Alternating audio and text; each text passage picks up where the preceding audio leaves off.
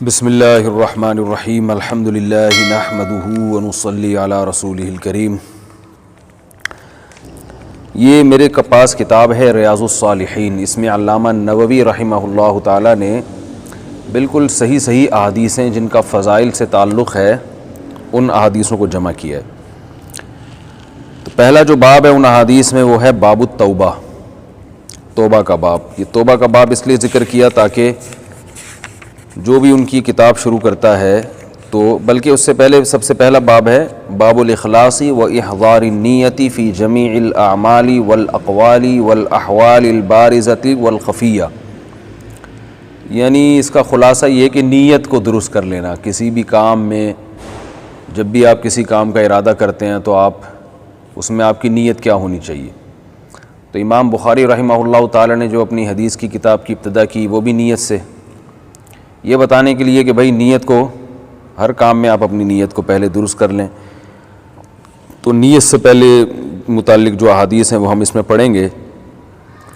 پہلی حدیث عن امیر المؤمنین ابی حفص عمر بن الخطاب بن نفیل بن عبد العزى بن ریاح بن عبد اللہ بن قرط بن رزاح بن عدی بن کعب بن لؤی بن غالب القرشی العدوی۔ حضرت عمر رضی اللہ تعالیٰ عنہ کا پورا سلسلہ نسب بیان کیا ہے۔ فرماتے ہیں امیر المؤمنین ابو حفص سے روایت ہے، جن کا نام عمر ہے، والد کا نام خطاب ہے، دادا کا نام نفیل ہے۔ نفیل بیٹے ہیں عبد العزیٰ کے، عبد العزیٰ بیٹے ہیں ریاح کے، ریاح بیٹے ہیں عبداللہ کے، عبداللہ بیٹے ہیں قرط کے، قرط بیٹے ہیں رزاح کے، وہ عدی کے، وہ کعب کے، وہ لؤی کے، وہ غالب القرشی العدوی کے۔ تو عربوں میں یہ عادت تھی کہ وہ نسب کو یاد رکھا کرتے تھے، کون کس کا بیٹا ہے، ابا کون ہے، دادا کون ہے، پردادا کون ہے، پھر پردادا کے ابا، پھر ابا کے ابا، ابا کے ابا، یہ پورا سلسلہ یاد رکھتے تھے۔ اس کی وجہ یہ تھی تاکہ پتہ چلے کہ آدمی خاندانی ہے۔ سمجھ رہے ہیں نا؟ کیا پتہ چلے رحیم اللہ بھائی ہیں؟ آدمی کیا ہے؟ خاندانی ہے۔ کوئی عیدی سینٹر سے اٹھا کے نہیں لائے کسی کو۔ اور خاندانی ہونے سے دو چیزیں ثابت ہوتی ہیں، ایک تو نسب، دوسرا جو انسان کے جو باپ دادا ہوتے ہیں نا، وہ جس خاندان سے ہوں، جو ان کی صفات ہوں، وہ اولاد میں ٹرانسفر ہوتی ہیں۔ تو عرب لوگ اس کا بڑا خیال کیا کرتے تھے، بھائی یہ کس کا بیٹا ہے، کون ہے اس کا۔ تو باپ سے انسان کی پہچان ہوتی ہے، پھر باپ کی پہچان کے لیے دادا، بڑے لمبے لمبے نسب وہ یاد کیا کرتے تھے، یہاں تک کہ گھوڑوں کی بھی نسلیں یاد رکھتے تھے وہ، کہ یہ گھوڑا کس کی اولاد میں سے، کس گھوڑے کی اولاد میں، تاکہ نسل میں خرابی نہ ہو۔ آج جانوروں کی نسلیں تو ویسے ہی ختم ہو گئی ہیں فارمی مرغی ایجاد کر کے، ٹھیک ہے نا، اس کا تو پتہ ہی نہیں کیا ہے۔ پہلے گاؤں دیہاتوں میں ہوتا تھا بھئی یہ نسل مرغی کی، ایک بکریوں میں ہوتا تھا، وہ سب ختم ہو رہا ہے، انسانوں کی بھی ختم ہو گئی ہیں۔ تو انسانوں میں آپ نے دو چار کے بعد پتہ ہی نہیں ہوتا کون ہے، کہاں سے آیا ہے۔ تو کم از کم اتنا ہے کہ لوگ قوم کو یاد رکھتے ہیں، ہماری قوم یہ ہے، تو اب کچھ وقت کے بعد قوم بھی ختم ہو جائے گی۔ جیسے گوروں میں تو قوم بھی نہیں ہے، نسب تو باپ سے چلتا ہے نا، تو گوروں نے باپ کا سیٹ اپ ہی ختم کر دیا، تو ماں سے لے آئے، وجہ اس کی ہے کہ باپ ہی ختم ہو گیا ان کا۔ تو وہی ہے کہ جب یاد رکھا جاتا تھا تو دادا پر دادا کے اوپر کے سلسلوں کو بھی یاد رکھا جاتا تھا، اور اب جب سلسلے ختم کیے ہیں تو ابا ہی شارٹ کر دیے نا مارکیٹ سے۔ تو یہ ہمارے ہاں بھی اسی طرف آہستہ آہستہ جا رہے ہیں۔ موبائل کمپنی آپ دیکھ لیں، ماں کا پوچھتی ہیں، تو یہ آہستہ آہستہ سیٹ اپ جو ہے نا وہی غیروں کی طرف ہم جا رہے ہیں۔ تو اس لیے نسب کی حفاظت کرنی چاہیے، باپ دادا کے نام تلاش کر کے رکھنے چاہیے۔ مجھے بھی میں نے تلاش کیے تو مجھے جو اپنا سلسلہ ملا، میرا نام طارق، میرے والد کا نام مسعود علی خان، میرے دادا کا نام محمد شفیع خان، دادا کے ابا کا نام تھا محمد خلیل خان، اور ان کے ابا کا نام تھا محمد احمد خان، آگے مجھے نہیں پتا ٹھیک ہے۔ تو یہ خان کا ایک پورا طویل سلسلہ ہے بہت پہلے تک۔ تو نسب ہمارے جو انڈیا میں رشتہ دار تھے، ہماری دادی بتایا کرتی تھی، ان کے پاس کاغذ میں لکھا ہوا تھا بہت اوپر تک، صدیوں پرانا۔ وہ جب ہجرت کی والدین وہاں سے انڈیا سے آئے، وہ پتہ نہیں، وہ پھر ظاہر ہے وہ یہاں آ گئے، انڈیا میں رہ گیا، اب وہ کہاں ہیں ہمارے علم میں نہیں ہے۔ تو اس سے اور خواتین کو بھی چاہیے جب کہیں نکاح کریں تو ان کو یہ پتہ ہونا چاہیے کہ آپ کی جو نسل چلے گی وہ آپ کے شوہر سے چلے گی، تو شوہر خاندانی ہونا چاہیے۔ اس کا تو لوگ آج کل خیال کرتے ہیں کہ بیوی خاندانی ہونی چاہیے، لیکن اس کا خیال لوگوں نے چھوڑ دیا کہ بندہ بھی خاندانی ہونا چاہیے۔ لوگ بس ایک پیسے دیکھتے ہیں کہ پینٹ میں اگر اس کے پیسے ہیں تو وہ جیسا ہی ہو وہ بہت اچھا رشتہ ہے، اور اگر پیسے نہیں ہیں تو جتنا بھی اچھا ہو اس کو لفٹ نہیں کرائی جاتی۔ آپ نے دیکھا ہوگا کہیں لوگ نکاح کا پیغام جب بھیجتے ہیں تو سب سے پہلے تنخواہ پوچھی جاتی ہے۔ آج کل خاندان اور قوم قبیلہ وہ ختم ہو گیا سیٹ اپ، تنخواہ پوچھی جاتی ہے۔ اگر وہ تنخواہ اچھی ہے تو بھلے کہ چور کا بیٹا ہو ٹھیک ہے نا، اور کسی جھوٹے کذاب دجال کا بیٹا ہو، اس سے کوئی فرق نہیں پڑتا، تنخواہ اچھی ہونی چاہیے۔ پہلے زمانے میں لوگ بتایا کرتے بھائی یہ خاندان ہے، یہ اچھا خاندان ہے، تو لوگ اس کو ترجیح دیتے تھے۔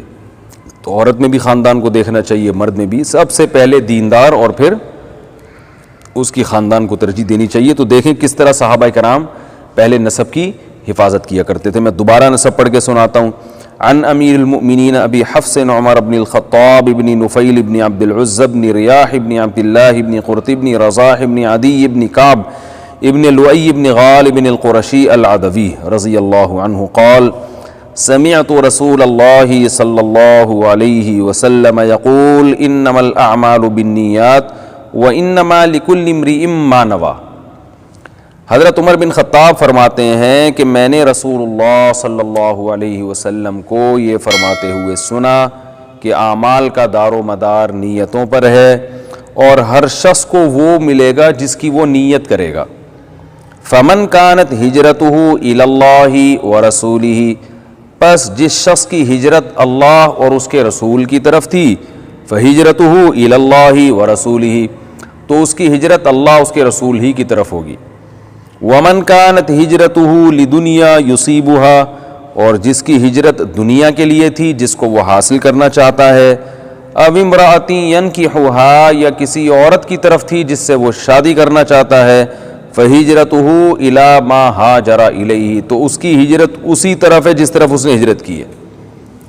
علامہ نووی یہ حدیث بیان کر کے فرماتے ہیں متفق علی صحتہ، اس حدیث کے صحیح ہونے پر اتفاق ہے۔ تو جب کسی حدیث کے بارے میں لکھا ہو متفق علی صحتہ یا متفق علیہ، تو اس کا مطلب یہ ہوتا ہے کہ یہ حدیث صحیح ہے بخاری میں بھی موجود ہے اور صحیح ہے مسلم میں بھی موجود ہے، یہ دونوں کتابوں میں موجود ہے۔ یہ تو حدیث ہمارے سامنے ہے۔ اس حدیث کا ایک شان نزول ہے۔ ادھر آ جاؤ بھائی، بڑے پانی پی کے بیٹھ جاؤ، پانی پی کے چلو، ادھر سے پی لو، جہاں سے بھی پینا ہے۔ پہلے پانی پینے جا رہے تھے نا، ہاں تو پہلے پانی پی پھر بیٹھیں۔ اچھا بھائی، اس حدیث کا ایک شان نزول ہے، شان نزول نہیں بلکہ اس کو شان ورود کہا جاتا ہے۔ جب حدیث کا کوئی واقعہ سے متعلق ہو تو اس کو کہا جاتا ہے اس حدیث کا یہ شان ورود ہے۔ ورود کا معنی وارد ہونا، یعنی اس وجہ سے یہ حدیث وارد ہوئی ہے۔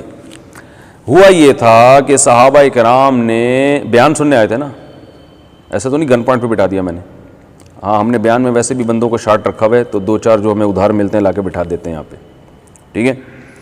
تو رسول اللہ صلی اللہ علیہ وسلم کے دور میں جب صحابہ کرام نے مکہ سے مدینہ ہجرت کی ہے، تو آپ صلی اللہ علیہ وسلم کے جو صحابہ تھے بہت سو نے ہجرت کی، کچھ ہجرت کرنے سے رہ گئے۔ تو ایک شخص تھا اس نے بھی ہجرت نہیں کی، لیکن وہ جو صحابی تھے وہ کسی عورت سے نکاح کرنا چاہتے تھے۔ اس عورت نے یہ شرط لگا دی کہ اگر آپ مکہ سے مدینہ ہجرت کر کے آ جائیں تو میں آپ سے شادی کر لوں گی، ورنہ نہیں۔ تو اس امید پہ انہوں نے مکہ سے، بولو بھائی، نہیں کی، کر لی، اس امید پر انہوں نے مکہ سے مدینہ ہجرت کی۔ جب انہوں نے مکہ سے مدینہ ہجرت کی تو نبی صلی اللہ علیہ وسلم کو پتہ چلا، تو پھر آپ صلی اللہ علیہ وسلم نے یہ الفاظ ارشاد فرمائے۔ آپ نے فرمایا کہ اعمال کا دار و مدار نیت پر ہے، اور ہر شخص کو وہی ملے گا جو جس کی اس نے نیت کی ہو۔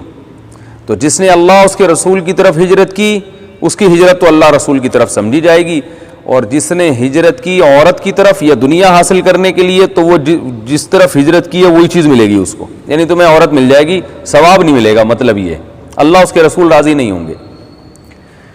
تو اس سے پتہ چلتا ہے کہ اعمال کا دار و مدار نیتوں پر ہے۔ اس میں کچھ علمی مسائل بھی ہیں اس حدیث میں۔ اس حدیث سے بہت سارے فقہاء نے استدلال کیا ہے کہ نماز میں بھی نیت ضروری، روزے میں بھی نیت ضروری، حج میں بھی نیت ضروری، جتنی عبادتیں ہیں اس میں آپ نیت کریں گے تو آپ کو جو ہے اجر ملے گا۔ اب یہ جو حدیث ہے اس حدیث سے امام شافعی اور امام احمد ابن حنبل رحمہم اللہ تعالی اور دوسرے فقہا نے یہ بھی استدلال کیا ہے کہ وضو میں نیت کرنا بھی ضروری ہے. سمجھ رہے ہیں؟ امام ابو حنیفہ کا مذہب یہ ہے، ان کی رائے یہ ہے کہ وضو میں نیت ضروری نہیں ہے. اگر بارش ہو رہی ہے اور آسمان سے پانی برسا اور آپ پورے بھیگ گئے خود بخود، یا آپ کہیں جا رہے تھے، آپ کا پاؤں سلپ ہوا، تالاب میں سے آپ ڈبکی کھا کے نکل آئے، تو آپ کی نیت تو نہیں تھی، لیکن چونکہ آپ کے وہ اعضاء دھل چکے ہیں جو وضو میں دھونا ضروری ہیں، تو آپ کا وضو خود بخود آٹومیٹیکلی ہو جائے گا. اگرچہ وضو کا ثواب نہیں ملے گا، یہ کوئی سنت طریقہ نہیں ہے کہ آپ لوگ اب اسی طرح سے سلپ کرنا شروع کر دیں، لیکن فرض اعضاء دھل جائیں گے تو وضو خود بخود ادا ہو جائے گا. وضو اور غسل میں نیت کرنا ضروری نہیں ہے. اب جو دوسرے علماء ہیں نا، وہ یہ حدیث پیش کرتے ہیں، بھائی نبی صلی اللہ علیہ وسلم کا تو ارشاد ہے کہ اعمال کا مدار کس پر ہے بھائی؟ نیت پر ہے. اور امام ابو حنیفہ کہتے ہیں کہ وضو بغیر نیت کے بھی درست ہو جاتا ہے. تو یہ بات خوب اچھی طرح سمجھ لیں کہ میں اس لیے نہیں کہ میں فقہ حنفی کو فالو کرتا ہوں، یہ حقیقت ہے کہ امام ابو حنیفہ کو اللہ نے قرآن و حدیث کی سمجھ میں جو عبور عطا کیا تھا، جو گہری بصیرت عطا کی تھی، وہ بہت کم لوگوں کے حصے میں آئی ہے. امام ابو حنیفہ بہت ذہین تھے. تو وہ یہ کہتے ہیں کہ نماز میں تو نیت ضروری ہے، وضو میں وضو کے صحیح ہونے کے لیے نیت ضروری نہیں ہے. ہاں وضو کا ثواب جب تک نہیں ملے گا جب تک نیت نہیں کریں گے، لیکن وضو ہو جائے گا بغیر نیت کے بھی، غسل بھی ہو جائے گا. کسی پر غسل فرض تھا اور اس نے بغیر نیت کے پانی ڈال کے پورے جسم پہ پانی بہا دیا، قلی کر لی اور ناک میں پانی ڈال دیا، تو بس غسل ہو گیا، اس کا نماز پڑھ سکتا ہے. ہاں غسل کا ثواب نہیں ملا. وہ وجہ اس کی یہ بیان کرتے ہیں کہ دیکھو انما الاعمال بالنیات، حدیث میں آتا ہے اعمال کا مدار نیت پر ہے. اب اعمال کے صحیح ہونے کا مدار نیت پر ہے یا اللہ کے ہاں قبول ہونے یعنی اس پر ثواب کا مدار نیت پر ہے؟ یہ اس حدیث میں نہیں ہے. اگر ہم یہ کہتے ہیں کہ اعمال کے وجود میں آنے کا مدار نیت پر ہے، یعنی کوئی عمل درست ہو ہی نہیں سکتا جب تک نیت نہیں ہوگی، تو پھر تو یہ مشاہدے کے خلاف ہے. ہم بغیر نیت کے کھانا کھاتے ہیں، پیٹ بھرتا ہے کہ نہیں بھرتا؟ بغیر نیت کے کوئی بھی کچھ بھی عمل کرتا ہے، عمل وجود میں آ جاتا ہے. تو اس سے پتہ چلتا ہے اعمال کے عند اللہ مقبول ہونا اور اس پر آخرت کا ثواب مرتب ہونا، اس کا مدار کس پر ہے؟ نیت پر. اور اس حدیث سے بھی پتہ چلتا ہے کہ ان صحابی نے جو ہجرت کی تھی وہ ثواب کے لیے نہیں کی تھی بلکہ عورت سے نکاح کرنے کے لیے. تو اللہ کے نبی نے ان کو فرمایا کہ تمہیں ہجرت کا ثواب نہیں ملا، جو چیز تم نے نیت کی تھی عورت وہ مل گئی، تمہیں ہجرت کا ثواب نہیں ملا. لیکن ہجرت تو ہو گئی نا، وہ اس ہجرت کو ہجرت تو کنسیڈر کیا گیا. یہ تو نہیں ان سے کہا گیا کہ جو قرآن نے ہجرت کو فرض کیا ہے تو وہ تمہارا فرض ادا نہیں، وہ واپس مکہ جاؤ اور واپس وہاں سے واپس آؤ، ایسا تھوڑی ہے. خود یہی حدیث امام ابو حنیفہ رحمہ اللہ تعالیٰ کی رائے کے برحق ہونے کی دلیل ہے کہ ہجرت کا عمل وجود میں آ گیا. ہجرت کے جو شرعی احکام ہیں وہ خود بخود وجود میں آ گئے. ہجرت کا مطلب کیا ہے؟ جو آپ اپنی جائیدادیں وہاں چھوڑ کر آ گئے، وہ اس پر وہ مالک بن گئے غیر مسلم. تو جو بھی شرعی احکام ہے، تو ہمیں نہیں ملتا کہ نبی نے ان صحابی کو کہا ہو کہ واپس جائیں اور دوبارہ اب صحیح نیت سے ہجرت کریں. نہیں بھائی، ہجرت کا ثواب تو نہیں ملا، لیکن ہجرت بہرحال کنسیڈر ہو گئی ہے، اور ہجرت کے اس عمل کو ہجرت بہرحال مانا گیا ہے. تو اس سے وہ کہتے ہیں کہ اگر آپ وضو کر لو تو وضو میں اللہ نے 4 اعضاء کے دھونے کا حکم دیا، یہ وضو کے اعضاء اگر خود بخود بھی دھل جائیں تو آپ کو طہارت حاصل ہو جائے گی، تو ہاں ثواب نہیں ملے گا. اور رہا یہ مسئلہ کہ پھر نماز میں نیت کیوں ضروری ہے؟ کوئی یہ کہہ سکتا ہے کہ بھائی نماز بھی آپ ایسے ہی پڑھ لیں بغیر نیت کے، نماز تو ہو جائے گی مگر ثواب نہیں ملے گا. تو نماز اس لیے نماز نہیں ہوگی کہ نماز ایک عبادت ہے، اور اس میں جب تک آپ باقاعدہ نیت نہیں کریں گے تو نیت سے آپ کی وہ اٹھک بیٹھک عبادت بنتی ہے، کیونکہ اور کوئی ایسی چیز نہیں ہے جو آپ کے اس عمل کو عبادت اور عادت سے ممتاز کرے. عادت کا مطلب ایک انسان ویسے بھی تو کھڑا ہوتا ہے نا یوں کر کے، ویسے ہی قبلے کی طرف ایسے یوں کر کے کھڑا ہے یا ہاتھ باندھ کے کھڑا ہے، تو کیا پتہ چلے گا کہ یہ ویسے ہی کھڑا ہوا ہے یا یہ نماز کے لیے کھڑا ہے؟ تو نیت ہی ایک ایسا عمل ہے جو جدا کرے گی اس کو کہ بھئی یہ نماز والا قیام ہے. بعض دفعہ لوگ ویسے بھی تو جھک جاتے ہیں نا کوئی چیز اٹھانے کے لیے، یا ویسے ہی جھکے ہوئے ہیں، تو نیت سے پتہ چلے گا کہ اس کا یہ والا جھکنا بطور عبادت کے ہے، یہ والا جھکنا کوئی ایکسرسائز والا نہیں جھکنا ہے، یہ نماز کا جھکنا ہے. تو اس کے لیے نماز میں داخل ہونے کے لیے نیت کے علاوہ کوئی اور چیز ہو نہیں سکتی. اس لیے نماز میں بھی نیت ضروری ہے، روزے میں بھی نیت ضروری ہے، کیونکہ آپ صبح ویسے بھی تو کھائے پیے ہر وقت 24 گھنٹے تو کوئی نہیں کھا رہا ہوتا نا. تو جیسے ہی آپ صبح کے وقت میں داخل ہوئے سحری یعنی صبح صادق کے وقت میں، تو یہ کیسے پتا چلے گا کہ یہ والا بھوکا پیاسا آپ کا روزے والا بھوکا پیاسا، یہ ویسے ہی آپ کچھ نہیں کھا رہے. تو اس لیے اس میں نیت کے ذریعے فرق کرنا پڑے گا کہ بھائی یہ جو میں بھوکا پیاسا ہوں یہ ویسا ہی نہیں، بلکہ یہ عبادت کی نیت سے، روزے کی نیت سے بھوکا پیاسا ہوں. تو جہاں نیت کے بغیر فرق کرنا ممکن ہی نہ ہو تو وہاں تو نیت ضروری ہے. جہاں فرق ممکن ہو تو وہاں نیت ضروری نہیں ہے. جیسے پانی جو ہے نا وہ تو طہارت کا ذریعہ ہے، وہ تو جب آپ منہ پہ ماریں گے طہارت حاصل ہوگی، کیونکہ قرآن نے اس کو طاہر قرار دیا ہے. وَأَنزَلْنَا مِنَ السَّمَاءِ مَاءً طَهُورًا، فرمایا ہم نے آسمان سے پانی برسایا جو طہارت پاکیزہ پانی ہے، تو وہ تو خود انسان کو پاک کرتا ہے. تو اس میں نیت کی احتیاج اور ضرورت نہیں ہے. لیکن نماز ایسی چیز ہے، نماز ہے، حج میں انسان ویسے بھی تو جا رہا ہوتا ہے نا، تو اپنے اس عمل کو عبادت بنانے کے لیے یہ ضروری ہے کہ وہ نیت کرے. اس سے ایک اور مسئلہ بھی حل ہو گیا کہ یہ جو لمبی چوڑی نیتیں آج کل ہم نے ایجاد کی ہوئی ہیں، اس کا بھی شریعت میں کوئی تصور نہیں ہے، اور نیت ایک ضرورت کی وجہ سے شریعت میں لازم ہے.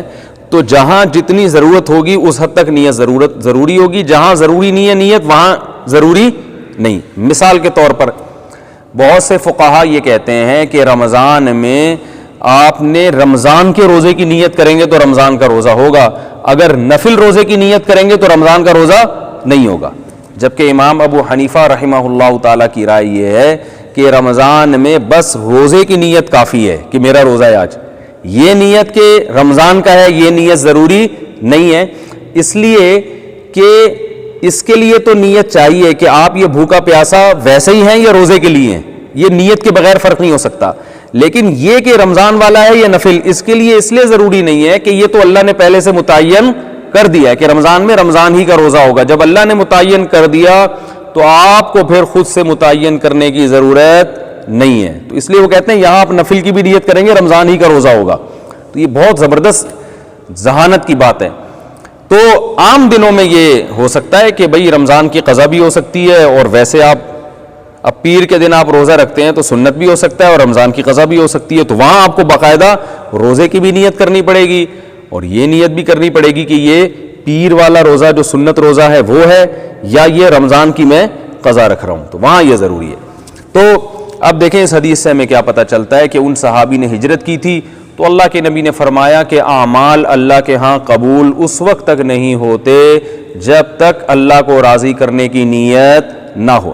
اب یہاں ایک اور علمی بات ہے کہ کچھ اعمال ایسے ہوتے ہیں جو اپنی ذات کے لحاظ سے ہی اچھے ہوتے ہیں، اس میں اچھی نیت ضروری نہیں ہے، بس اس میں اتنا کافی ہے کہ بری نیت نہ ہو تو وہ خود بخود قبول ہوتے ہیں. مثلا نماز پڑھنا اپنی ذات کے لحاظ سے ہی کیسا عمل ہے؟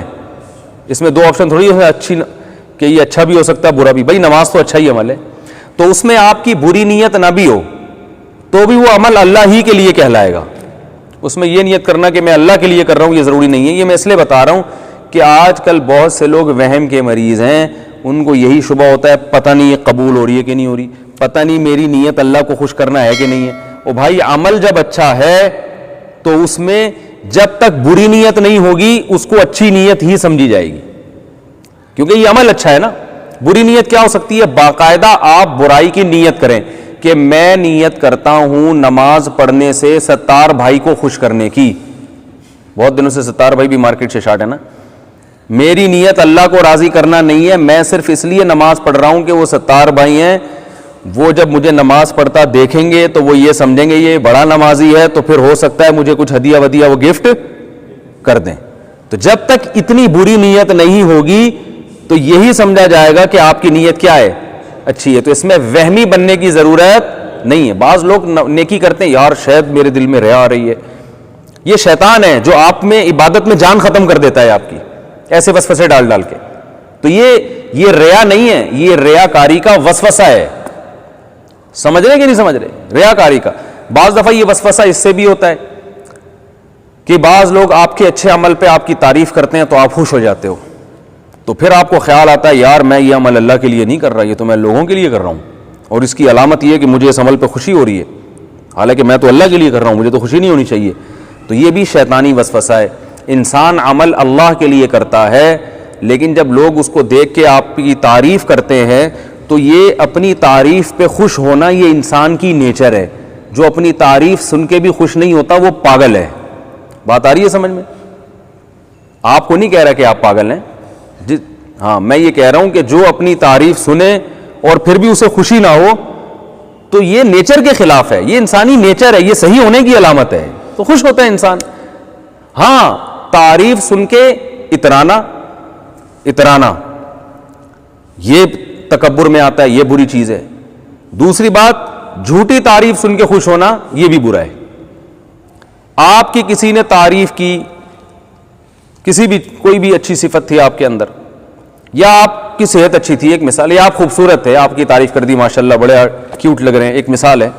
آپ کو پتا ہے کہ میں تھوڑا سا کیوٹ لگ رہا ہوں, بہت زیادہ, ایک مثال دے رہا ہوں, زیادہ نہیں لگ رہا, ہر انسان کو اپنا پتا ہوتا ہے, لیکن اس نے تھوڑا مکھن زیادہ لگا دیا اور آپ بھی چوڑے ہو گئے, آپ کو کیا ہو رہا ہے, بہت زیادہ خوشی محسوس ہو رہی ہے.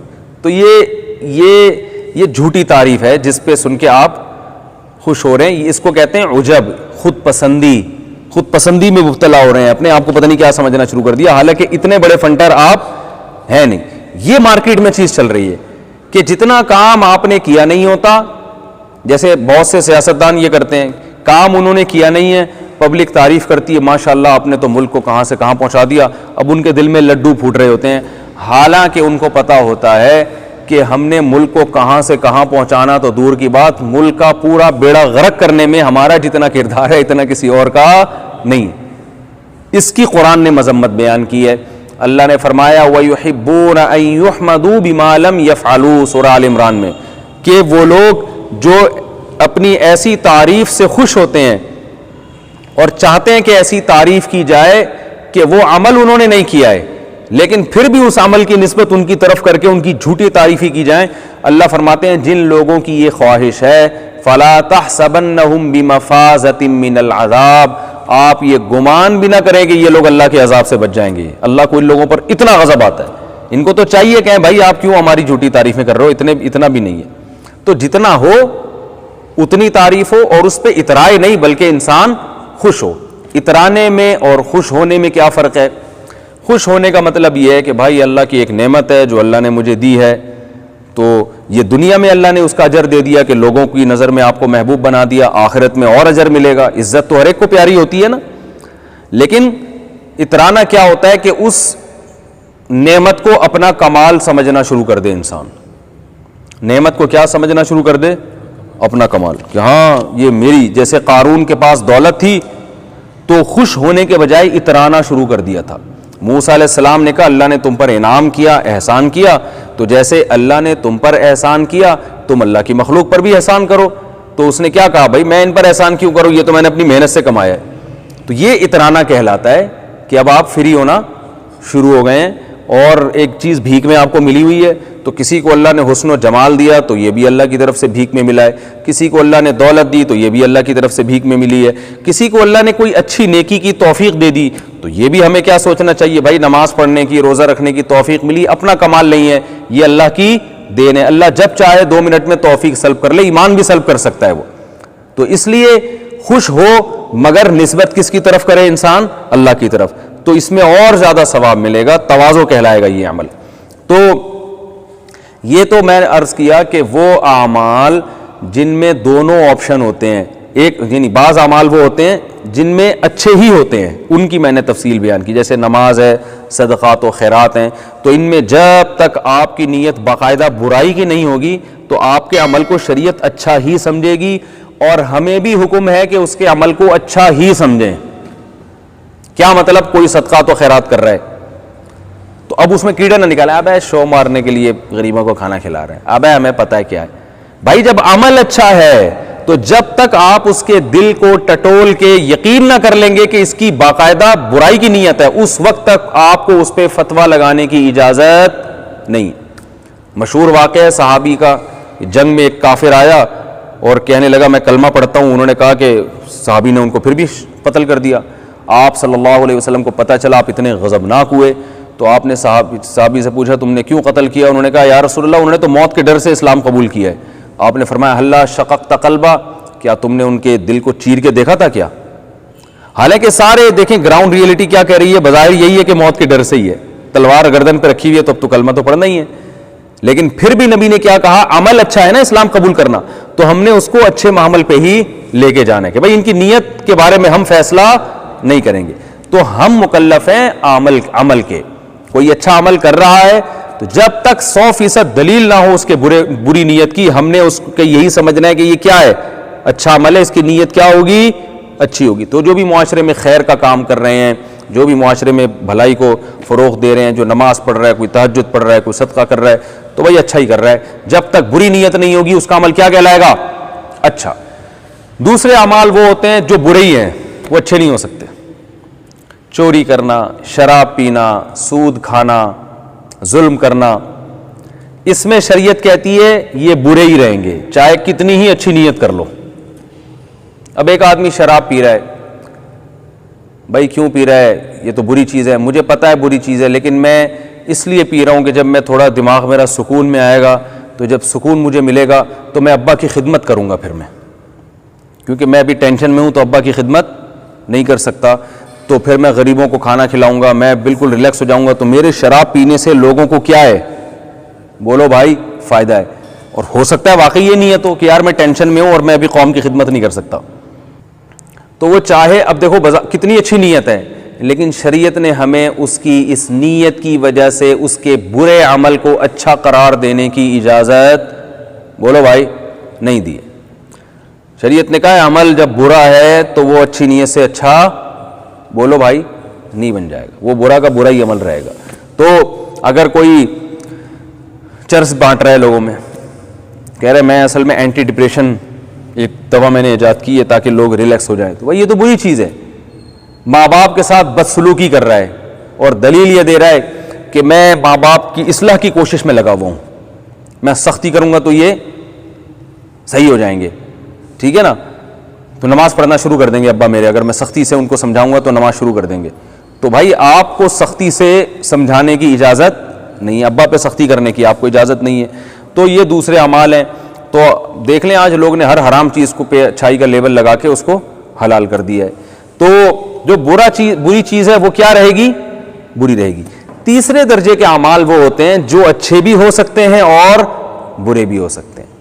ان میں پھر یہ ہے کہ اچھے کی نیت تھی تو ثواب ملے گا، برے کی نیت تھی تو گناہ ملے گا، اور اگر نہ اچھے کی نیت تھی نہ برے کی نیت تھی تو نہ ثواب ملے گا اور نہ گناہ ملے گا۔ جیسے ہجرت، اب ہجرت کیا ہے؟ مکہ سے مدینہ جانا۔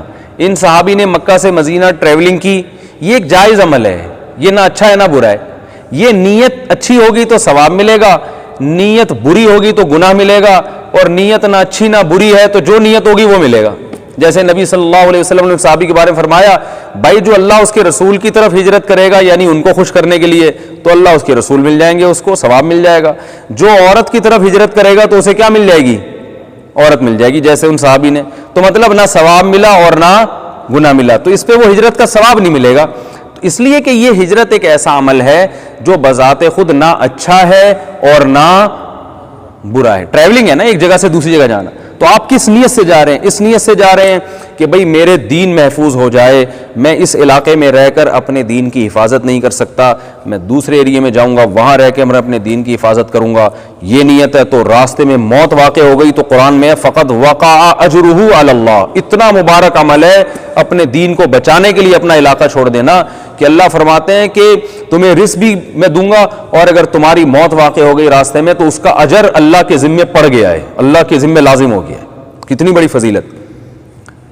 تو لیکن یہی کیا ہے عمل، اگر بری نیت سے ہو کہ کوئی شخص ہجرت کر رہا ہے اس لیے نہیں کہ میرا دین محفوظ رہے، بلکہ یار میں یہاں رہ کے نا، یہاں میں جب کوئی برائی کرتا ہوں تو پکڑا جاتا ہوں، یہاں میں فلم دیکھتا ہوں تو ابا دیکھ لیتے ہیں مجھے کبھی کوئی، تو میں فلانے شہر میں جاتا ہوں، وہاں ہجرت وہاں کوئی نہیں دیکھے، وہاں میں ساری اپنی بدماشیاں نکالوں گا۔ تو یہی عمل ٹریولنگ ہو رہی ہے، یہ اس بری نیت کی وجہ سے کیا بن گئی؟ گناہ بن گئی۔ اس میں راستے میں مر گیا تو جہنم میں جانے کا خطرہ ہے۔ اور اگر جائز نیت ہے تو نہ ثواب ملے گا اور نہ گناہ ملے گا. جائز کا مطلب بھائی سفر کر رہا ہوں, کچھ کمانا ہے میں نے وہاں جا کے, کچھ کھانا ہے, اور کمانے سے نیت اچھی نہیں ہے. کمانا بھی تو ایک درمیانی عمل ہے نا. اگر اس لیے کما رہا ہے کہ والدین کی خدمت کر کے اللہ کی رضا حاصل کروں گا تو پھر یہ بھی ثواب ہے. اور اگر کمانا برائے کمانا ہے تو نہ ثواب ملے گا اور نہ گناہ ملے گا. تو لوگ ان تینوں چیزوں میں نہ فرق نہیں کرتے اور بڑی کنفیوژن کا شکار رہتے ہیں. تو بس کہتے ہیں اعمال کا مدار نیت پر ہے, اعمال کا مدار نیت پر ہے, اعمال کا مدار نیت پر ہے. ایسے نہیں ہے بھائی, اعمال کا مدار نیت پر ہے. حدیث میں جو مثال ہے تو وہ عمل جس میں دونوں جہتیں ہیں. تبھی حدیث میں کیا آتا ہے, حدیث میں تو نہیں, جو تبلیغ والے ایک مثال دیتے ہیں کہ ایک آدمی نے مسجد کے باہر کھونٹا لگایا. نیت اس کی یہ ہے کہ جب لوگ پہلے جانوروں پہ سوار ہو کے آتے تھے, جانوروں پہ جب سوار ہو کے آئیں گے تو بھائی کسی کو جانور باندھنے کی جگہ مل جائے گی, کھونٹے سے اپنے رسی سے جانور باندھ دے گا. دوسرا آیا, اس نے کھونٹا اتار دیا, اس کو یہ خوف ہے کہ لوگ اس سے ٹھوکر کھا کے گر نہ جائیں. تو بالکل دو متضاد عمل ہو رہے ہیں لیکن ثواب دونوں کو ملے گا. اس لیے کہ کھونٹا لگانا یا نکال دینا بذات خود نہ اچھا عمل ہے نہ برا عمل ہے, نہ یہ عبادت ہے نہ یہ گناہ ہے. تو یہ ایسا عمل ہے جس میں دونوں جہتیں ہو سکتی ہیں. تو اس میں جو شخص جو نیت کرے گا اس کو وہ ثواب ملے گا. اس میں ایک ہی عمل میں دو متضاد عمل میں بھی بندوں کو ثواب مل سکتا ہے. یعنی ایک آدمی کیا کر رہا ہے, کھونٹا لگانے کا عمل اور ایک نکالنے کا عمل. تو ہمیں یہ بھی دیکھنا چاہیے کہ یعنی ہمیں جب بھی ہم لوگوں پہ تبصرہ کریں نا تو ہمیں اس میں یہ عمل کو دیکھ کے ہم تبصرہ کرتے ہیں نا, فلاں نے یہ کیا فلاں نے, تو پہلے یہ دیکھیں نیکی کی ہے تو بھائی اچھا کیا ہے. اب اس کی نیت کیا ہے اس کے ہم مکلف نہیں ہیں. ایک صاحب نے مجھے کہا کہ جو پاکستان آرمی جو بارڈر پہ لڑتی ہے یہ کوئی جہاد تھوڑی ہے. میں نے کہا کیوں کہہ رہے ہیں, تو تنخواہ کے لیے لڑتے ہیں. تو وہاں میں نے یہ بات بتائی, میں نے کہا نبی صلی اللہ علیہ وسلم نے مال غنیمت کی بھی ترغیب دی ہے صحابہ کرام کو. نبی صلی اللہ علیہ وسلم نے بعض صحابہ کو فرمایا کہ میدان جنگ میں جو فلاں کو قتل کرے گا تو اس کا سارا مال قاتل کو دے دوں گا میں. من قتل قتیلا فلہ سلبہ. تو صحابہ کرام جو ہے وہ جوش میں آتے تھے کہ بھائی نبی نے دنیا بھی خوشخبری دے دی ہے کہ ہم فلاں کو اگر میدان جنگ میں فلاں کو مار دیا تو اس کا سارا سامان اور سارے پیسے کس کو مل جائیں گے, قتل کرنے والے کو. تو میں نے کہا کیا مطلب, اب جب اس بشارت سننے کے بعد جو صحابہ جو حملہ کریں گے تو کیا ان کو ثواب نہیں ملے گا؟ حالانکہ اس میں تو بظاہر یہ لگ رہا ہے کہ بھئی وہ کس کے لیے لڑ رہے ہیں, وہ تو مال غنیمت کے لیے لڑ رہے ہیں. اور نبی نے ترغیب دی ہے کہ جو قتل کرے گا تو مقتول کا سارا مال اس کو دے دوں گا میں. تو اس لالچ میں بھی صحابہ گئے ہیں, لیکن پھر بھی ان کا عمل کیا تھا, جہاد بھی تھا, اور اگر اسی لڑائی میں وہ قتل ہو جاتے تو شہید بھی کہلاتے. وجہ اس کی یہ تھی کہ بھائی یہ ہم کہہ سکتے ہیں کہ ان کی نیت آخرت تھی, مگر آخرت کے ساتھ ساتھ جو اللہ نے دنیا میں ایک نعمت رکھی ہے مال غنیمت کی, ان کے دل میں اس نعمت کی بھی لالچ پیدا ہوئی. تو یہ کوئی بری چیز نہیں ہے. تو اب عمل چونکہ اچھا ہے تو ہم اس اچھے عمل کی وجہ سے یہ جو نیت داخل ہو گئی ہے اس کی وجہ سے یہ نہیں کہیں گے کہ ان کا عمل خراب ہو گیا. تو اسی طرح یاد رکھو, یہ جو فوجی لڑ رہے ہوتے ہیں ملک کی حفاظت کے لیے, یہ بے شک تنخواہ لے رہے ہیں, مگر تنخواہ کی وجہ سے یہ نہیں کہہ سکتے کہ ان کا عمل ہی باطل ہو گیا, اور جو شہید ہوں گے ان کو شہادت کا اجر نہیں ملے گا, اور جو زخمی ہوں گے ان کو اجر نہیں ملے گا, اور جو لڑ رہے ہیں ان کو جہاد کا اجر نہیں ملے گا. یہ بیوقوفوں والی باتیں. یہ تو پھر تمام صحابہ ہی آپ کی اس فہرست سے خارج ہو جائیں گے. حضرت عمر نے جو لوگوں کو بھیجا تھا بارڈر پہ لڑنے کے لیے, ان کی تنخواہیں بھی تو جاری کی تھی نا, ان کے وظائف بھی جاری کیے تھے. تو اب جو لڑ رہا ہے بارڈر پہ اس کی نیت کیا ہے, صرف تنخواہ ہے یا ملک کی حفاظت بھی نیت ہے, یہ ہم اور آپ نہیں جانتے. تو جب ہم جانتے نہیں ہیں تو پھر شریعت نے ہمیں یہ بتایا ہے کہ عمل کو دیکھنا پڑے گا. بے شک وہ تنخواہ لے رہا ہے, عمل کو آپ دیکھیں گے اور عمل کو دیکھ کے بتائیں گے کہ یہ اچھا کر رہا ہے یا برا کر رہا ہے. آپ کہہ سکتے ہیں حدیث میں تو آتا ہے قیامت کے دن ایک عالم کو لایا جائے گا, وہ کہے گا میں نے علم کو پھیلایا. ایک شہید کو لایا جائے گا, وہ کہے گا میں نے تیری راہ میں جان دی. اللہ کہے گا تو نے لوگوں کو دکھانے کے لیے دی. تو اس سے وہ شہید مراد ہے جس کی باقاعدہ نیت صرف اور صرف لوگوں کو خوش کرنا ہو. اگر لوگ نہ ہوتے تو یہ بالکل لڑتا ہی نہیں. اس کے دل میں اللہ کی رضا کا جذبہ سرے سے موجود ہے ہی نہیں, اور یہ حالت صرف اللہ ہی جانتا ہے, اللہ کی مخلوق نہیں جانتی. تبھی میدان جنگ میں جو بھی شہید ہوگا تو ہمیں حکم یہ ہے کہ اس کو ہم غسل اور کفن دیے بغیر دفنائیں.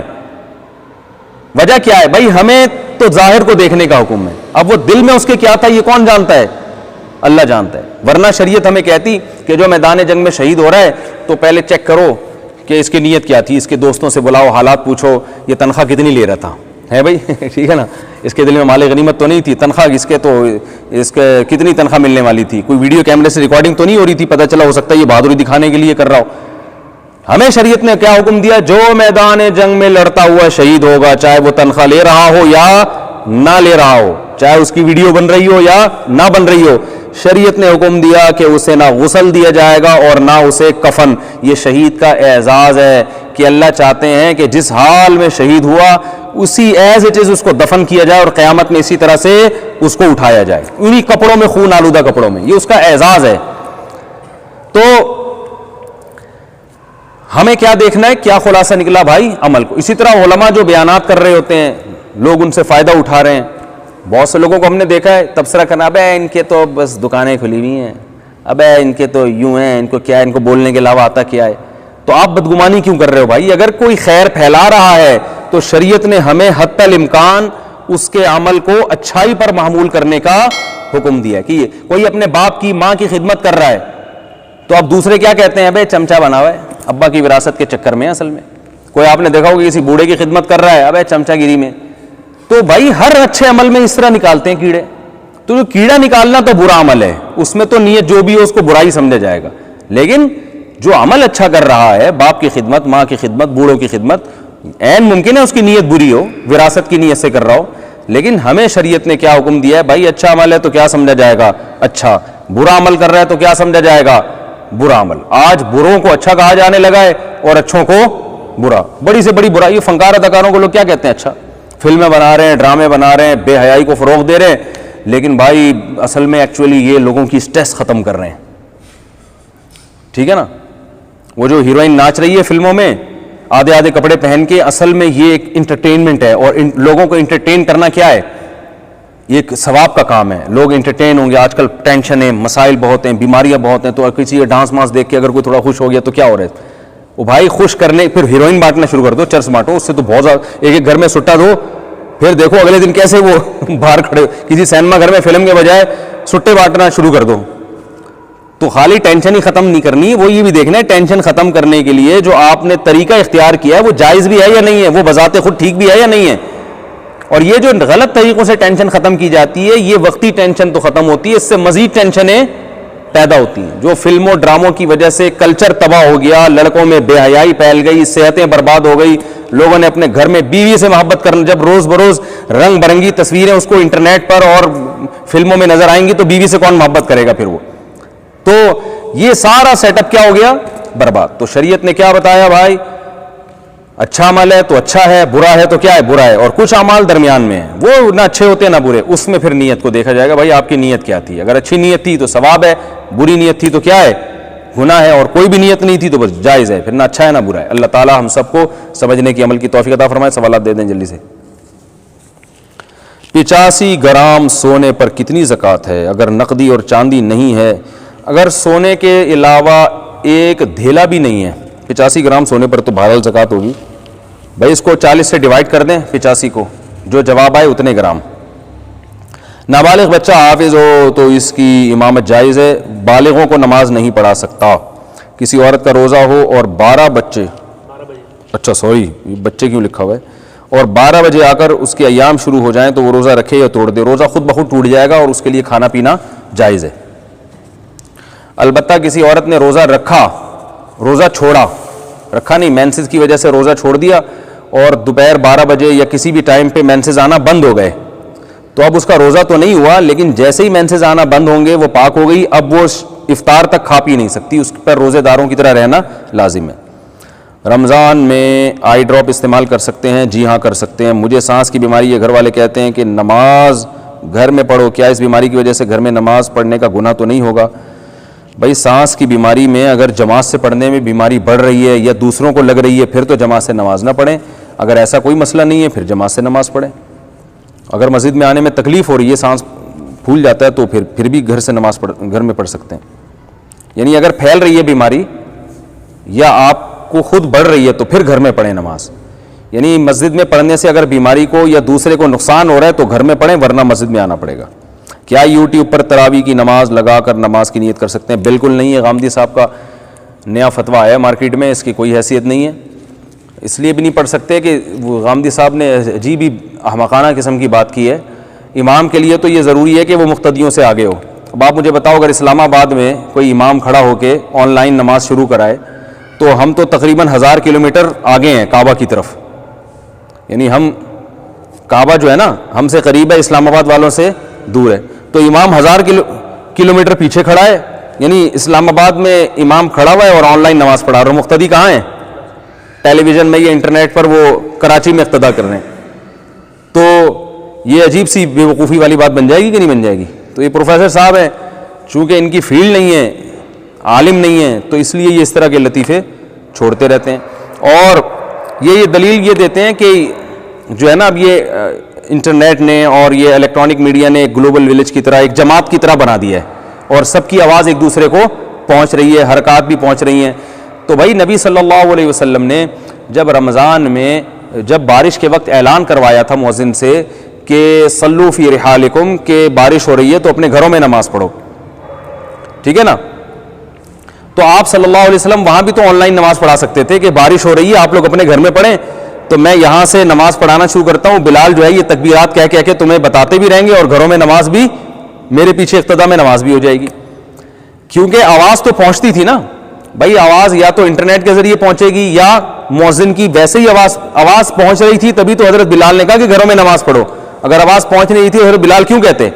تو حضرت بلال نے جن لوگوں کو کہا کہ گھروں میں نماز پڑھو، حضرت بلال وہاں پر یہ بھی تو کہہ سکتے تھے کہ بھائی نبی نماز پڑھ رہے ہیں مسجد نبوی میں، میں آپ کے پیچھے نماز پڑھ رہا ہوں، میں تکبیرات زور زور سے کہوں گا، جن تک تکبیروں کی آواز پہنچ رہی ہے وہیں اقتدا کی نیت کر لیں، جماعت ہو جائے گی، لیکن ایسا نہیں کیا گیا۔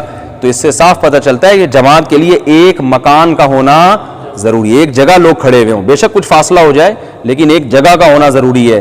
ایسا نہیں ہے کہ آن لائن جناب وہ کراچی میں صدر میں امام صاحب بیٹھے ہوئے آن لائن پڑھا رہے ہیں اور پٹیل پاڑا میں بھی پڑھ رہے ہیں، وہ لوگ جو امام سے پیچھے ہیں اور جو کیماڑی کی طرف ہیں جو امام سے آگے ہیں، ٹھیک ہے نا، اور ماڑی پور کی طرف اور یہ جو وہ ایریا جو کراچی کے ویسٹ میں بالکل، وہ لوگ تو امام سے آگے ہو جائیں گے نا، وہ بھی ہو رہے ہیں۔ تو یہ عجیب و غریب قسم کی پہلی دفعہ غامدی صاحب نے نماز انٹروڈیوس کروائی ہے دنیا میں کہ امام بہت سے لوگوں سے پیچھے کھڑا ہے، بہت سے لوگوں کے آگے کھڑا ہے، بہت سے دائیں کھڑے ہیں، تو عجیب و غریب سا سیٹ اپ بن جائے گا۔